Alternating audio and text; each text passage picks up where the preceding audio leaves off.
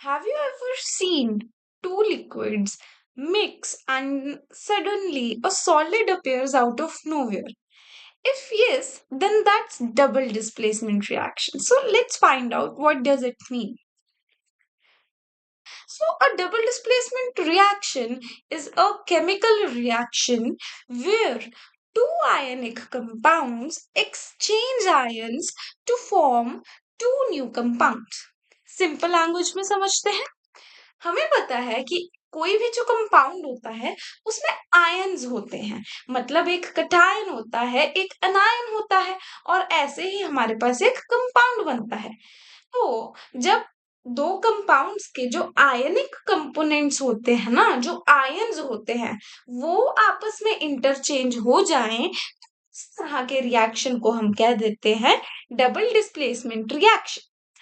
इसको ऐसे भी समझ सकते हो कि दो कंपाउंड्स थे और उन्होंने अपने पार्टनर्स बदल लिए। लाइक ए बी जो कि मान लो एक सीट पर बैठे थे, और सी डी जो कि दूसरी सीट पर बैठे थे। जो डी था ना, वो ए की साथ सीट पे आ गया, और जो सी था उसके साथ बी आ गया। तो ये है डबल डिस्प्लेसमेंट रिएक्शन। तो हम आते हैं की फीचर्स पर। तो अब डबल डिस्प्लेसमेंट रिएक्शन के कुछ इंपॉर्टेंट पॉइंट्स हैं, तो वो ये हम देखते हैं यहाँ पर। डबल डिस्प्लेसमेंट रिएक्शन में ना आयंस का एक्सचेंज होना जरूरी है। इसमें आयंस एक्सचेंज होते हैं रिएक्टेंट के, usually occur in aqueous solution.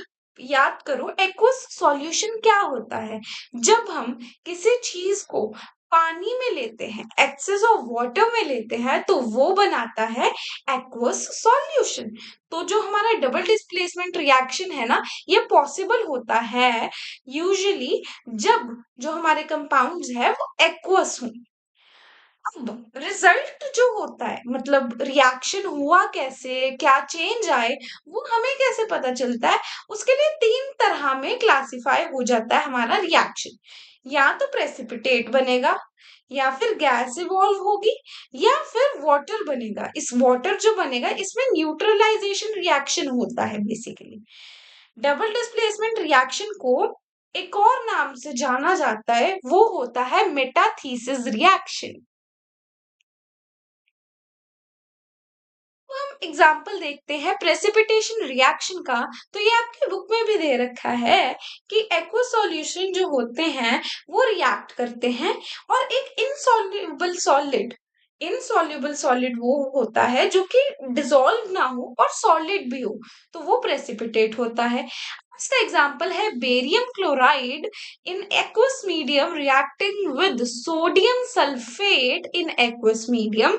So, barium sulfate is formed, which is solid, and sodium chloride is formed, जो कि aqueous है, जो कि solution में present होता है।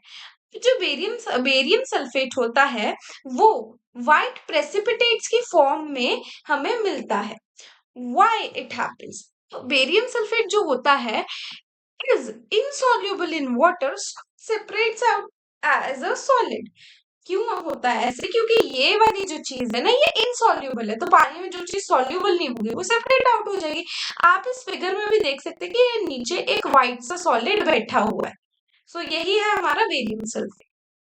प्रेसिपिटेशन रिएक्शन का अगला एग्जाम्पल है lead nitrate and potassium iodide. तो ये रिएक्शन हम दोबारा से देखते हैं कि हुआ क्या।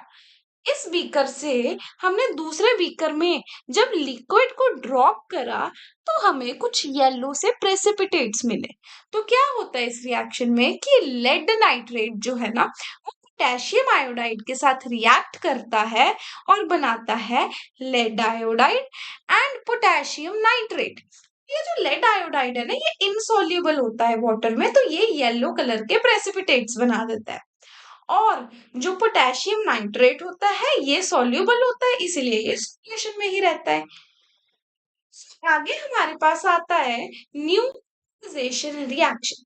अब न्यूट्रलाइज करना मतलब ना कोई चीज एसिडिक रहे ना कोई बेसिक रहे, दो चीजें एक दूसरे के इफेक्ट को नलीफाई कर दे, वो होता है न्यूट्रलाइजेशन रिएक्शन। जब एसिड रिएक्ट करे बेस के साथ, they neutralise each other to form salt and water.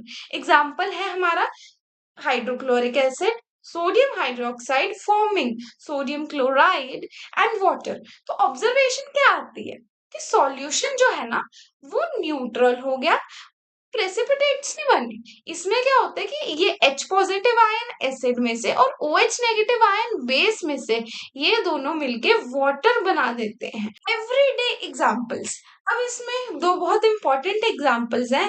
Curd का बनना, जब हम मिल्क में कुछ पुराना कर्ड डालते हैं तो उससे हमारा कर्ड फॉर्मेशन होता है। एंटासिड, एंटासिड्स का क्या काम होता है कि पेट में जब एसिडिटी बढ़ जाती है तो हम उन्हें लेते हैं ताकि हमारे जो पेट में हाइड्रोक्लोरिक एसिड है वो न्यूट्रलाइज हो सके, उसके लिए हम एंटासिड्स लेते हैं। एंटासिड्स को हम जेलोसिल भी कहते हैं।